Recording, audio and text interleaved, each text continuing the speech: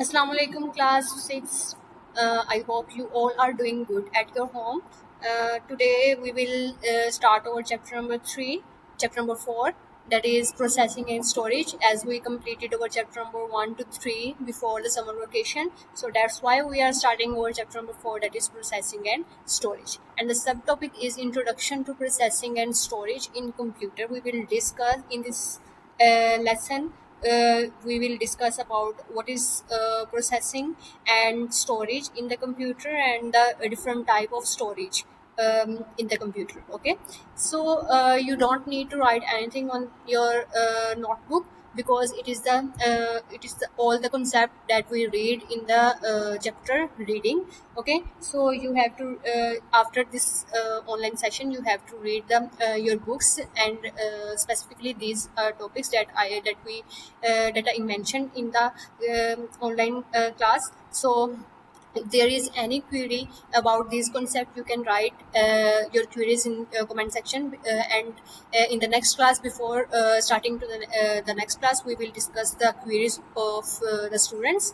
And you will learn about, in this lesson you will learn about the introduction of processing and the CPU, RAM, ROM, primary storage and secondary storage.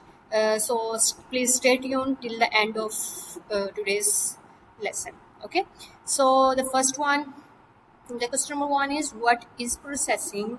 Okay, so processing is something it is a computer way of thinking. Okay, computer way of handling and working with information. For example, if we discuss it with the real life example, so our brain. Okay, in human, our brain is thinking, processing.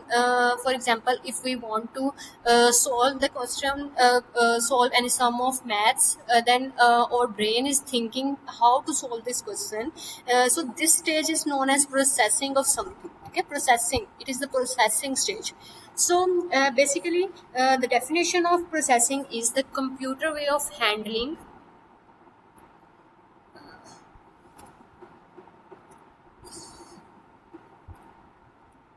the computer way of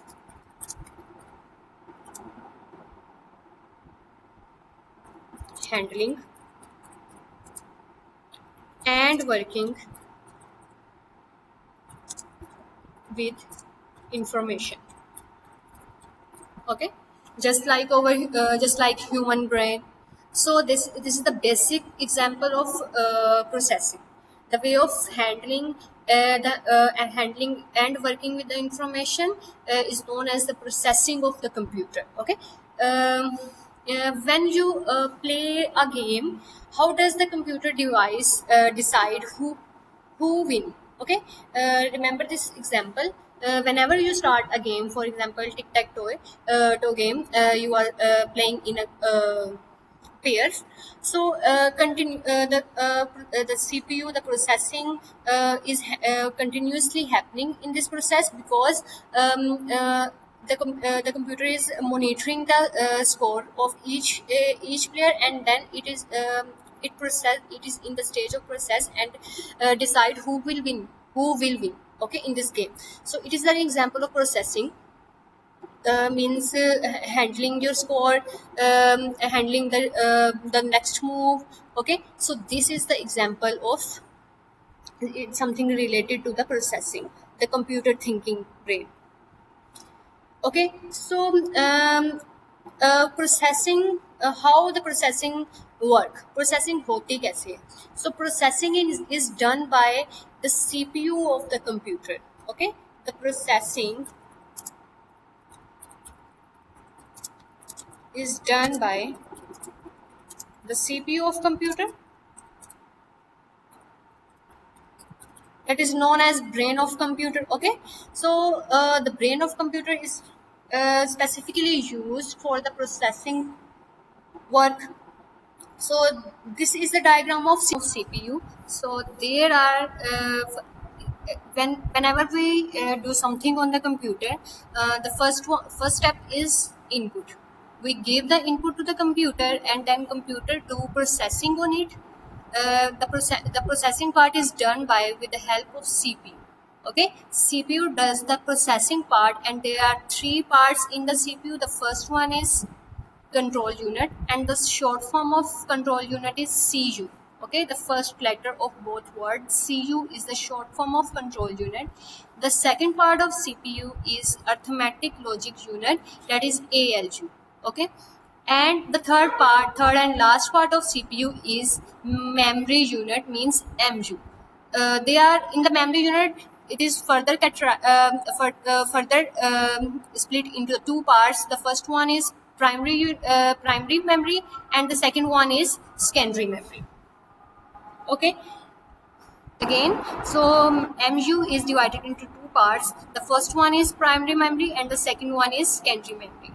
The CPU has the three parts. The first one is CU, control unit. Second one is arithmetic logic unit, ALU, and the third one is MU, means memory unit. After the processing, it will go to the after the processing, it will give us the output on the screen. Okay, so whenever we do something on a computer, the first step is input, and input goes to the CPU. After the processing, the CPU gives us the results. Okay, so for example, if we want to search 2 plus 2, okay, it will go to the CPU. After processing, it will give us the output, that is 4. Okay, so basically in the processing stage there are three steps. The first one is input, the second one is processing, and the third one is output. Okay, so the CPU is used for processing. I hope you all understand this concept, and now we will move to the next step, that is type of storage. So storage mean something that we want to store in the computer. So our computer has two type of storage. The first one is primary storage, and the second one is secondary storage.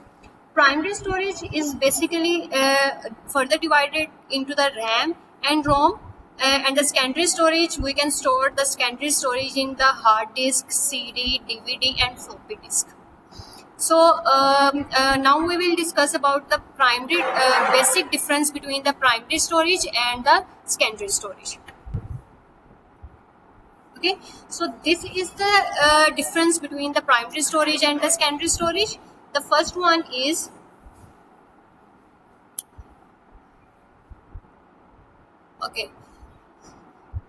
the first one is primary storage is also known as main memory and the internal memory. The second, the other names of primary storage is main memory and the internal memory.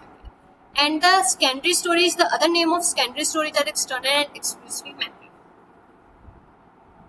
Okay, these are the other name of secondary storage. After that, the second point is data is directly accessed by the processing unit. In the we can directly access the primary storage. Okay, but in the secondary storage, the data first transferred to the primary storage, and after that we can process it from the secondary storage. Okay, so the third one is semiconductor chips are used to store information in primary storage. The information that is stored in the primary storage are used the semiconductor chips, but on the other hand, in the secondary storage, the magnetic disk, optical disk are used to store the information. For primary storage, we use semiconductor chips, but for the secondary storage, we use magnetic disks and optical disks. Okay, so these two disks are used for secondary storage, and the first and semiconductor chips that is on the motherboard we use for the primary storage. Okay, the fourth one is information stored is temporary and it can be lost when there is a sudden power cut. Primary storage is basically, it is not permanent storage. It is whenever we start our computer and do something, the information is stored into the primary storage, the main storage. But whenever we power off our computer, all the storage that is in the primary storage vanished. Okay, it is basically, it is not the permanent storage that is stored in the primary storage, but the information that we store in the secondary storage, it is the permanent storage. It is not deleted from anywhere until we delete it. Okay, primary storage data can delete it when the work is done, but the secondary storage data never deleted until we delete it. So this is the basic difference between the primary storage and secondary storage. And the next one is data operated and stored in the uniform manner. Okay, in the primary storage, the data is stored and operated in the uniform manner, in arranged manner. But in the storage, secondary storage, the data stored is not uniform, not arranged. Okay, the next point is primary memory devices are more expensive than secondary storage devices because it is a chip.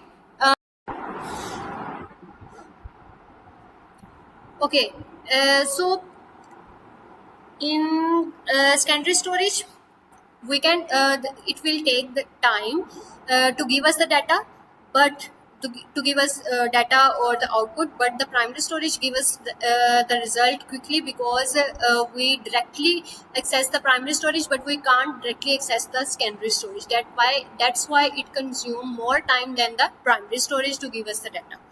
After that, primary storage has limited storage. Okay, your primary storage has always the limited storage, but on the other hand, the secondary storage has the bulk storage, more storage than the primary storage. There are some examples for primary storage, that is RAM, ROM, cache, memory, PROM, EPROM, and registers, etc.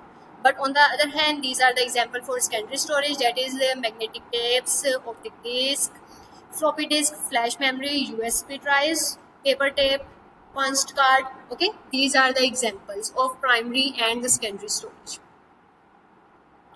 Now we will move to the next part, that is how processing and storage work together. आपकी जो processing है and the processing, how it work. Okay, so we will discuss it with the help of example. First of all, for example, we are opening a game and we are playing a game. The first step is opening a game. When we when we want to play a game, we open a game. Opening a game, this is the first step. The second one is when we open a game, there is a step that is done by the CPU, that is known as processing. So also CPU processing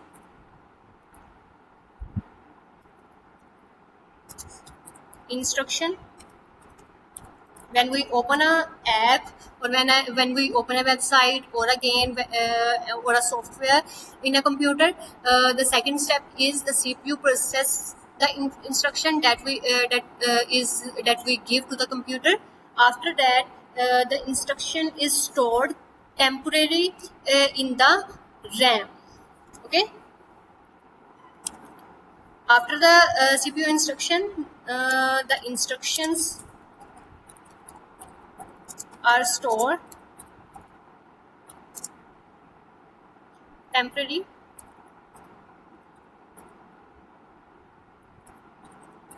in RAM, and RAM is the part of primary storage. So basically, it is first the instruction is stored in the secondary storage, that is in the RAM, because it is random access memory, that is temporary storage. Okay. After that, the instruction is saved in the hard disk in the secondary storage.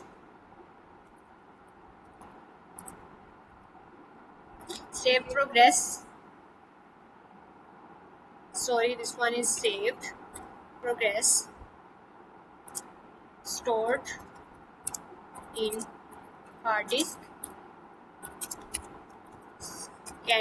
secondary memory.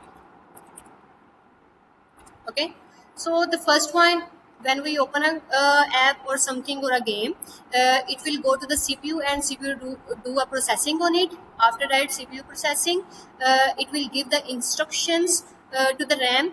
and the information is stored in the RAM for the permanent temporary storage. After that, the when we saved our data, it will save in the hard disk, that is the part of secondary storage or secondary memory. Okay, so this is the way in which the processing is done. The storage and the processing linked together. The first one is the user give the input to the computer. After giving the input, the CPU start processing on it. After the processing, it's stored in the RAM for temporary way, and after storing in the RAM, we saved our data, and the saved data is stored in the hard disk permanently. Okay, after this we will discuss about the importance of processing and storage. Why the processing and the storage is important, that much important. The first point is the faster processing.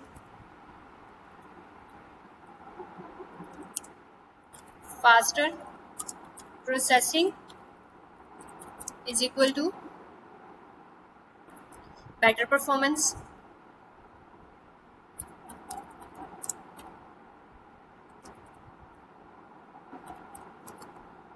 So what is the meaning of faster processing and better performance? If the processing means the search time is faster, then the performance optimization of that website or that software is better. Okay, if you don't need to wait more for the searching, means the performance of that website or that software is better than the other website that takes more time for searching, more time for processing. Okay, so this is the first point, and the second one is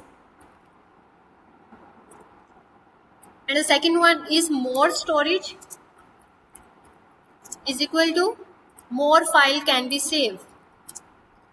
More files can be saved.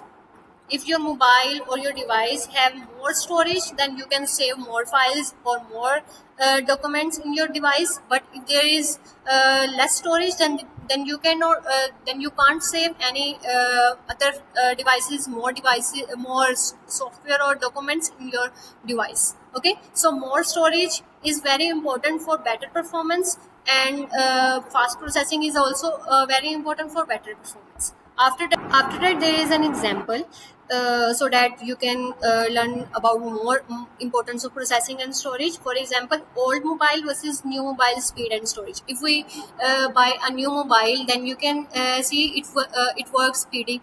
Okay, it work quickly. You can store anything in the mobile because there are a lot of storage, because it is new. But on the other hand, if you buy a old or second hand mobile, or your mobile is getting old, then there is a storage problem or there is a speed problem. Your mobile is stuck.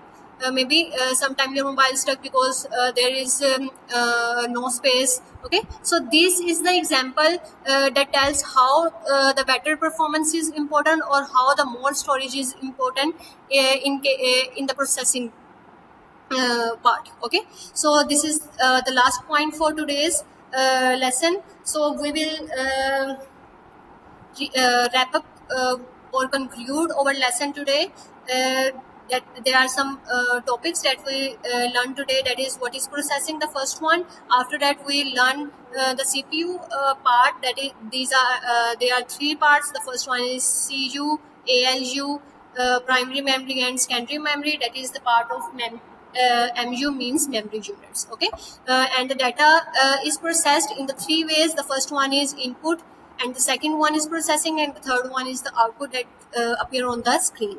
After that, we learn about the type of storage. So there are two type of storage in the computer. The first one is primary memory, and the second one is secondary memory. Okay, then the secondary primary memory is divided into two parts: the RAM and ROM. RAM basically is the full form of RAM is random. R stand for random, A stand for access, and M stand for memory, random access memory. And ROM, on the other hand, ROM, read only, and M, memory, read only memory. Secondary memories, they are memory. They are these are the example of secondary memories, that are hard disk, CD, DVD, and floppy disk. Okay. After that, we learn about the difference between primary and secondary storage. So the first one is um the, it is the main memory or internal memory. We can directly access the data, and it is more expensive. It use the semiconductor chip, and after that it is more expensive. There are two type of memory, volatile and non-volatile also, and these are the examples of primary storage. Okay, in the on the other hand, secondary storage, also known as external memory, or it is it can we can not directly access from secondary storage. First the data go to the main memory, and then then into the secondary storage, and then we can access it. Okay, after that it use magnetic disk and optical disk. The data is permanently stored in it, and the data is not organized or sorted or uniform in the secondary memory. Okay, it is less expensive. So these are the examples for this. And after that we learn how processing and storage work together. The first step is the whenever we start or give computer a query. uh, for example, I am writing here a query, giving user query. Okay, after the user query it will go to the CPU for processing. After the processing, the instruction is stored in the RAM for temporary, but and when the data is stored in the RAM and we saved our work, the data then shift or stored into the secondary memory, for example the hard disk. Okay, after that we discuss about the importance of processing and storage. Whenever if we want the faster better performance, then we need the faster processing and the more storage. These are the 2 points that make our performance better.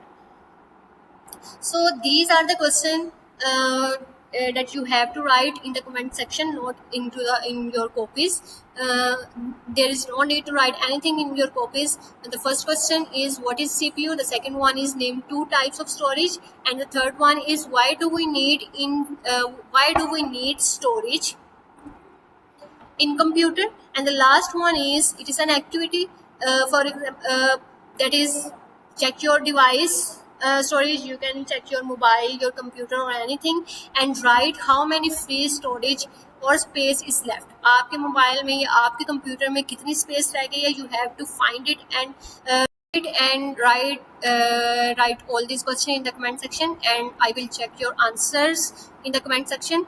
And if there is any query, please write your queries in the comment section, so I will discuss it into the next class. Okay, so this is all for today's lesson. Allah Hafiz.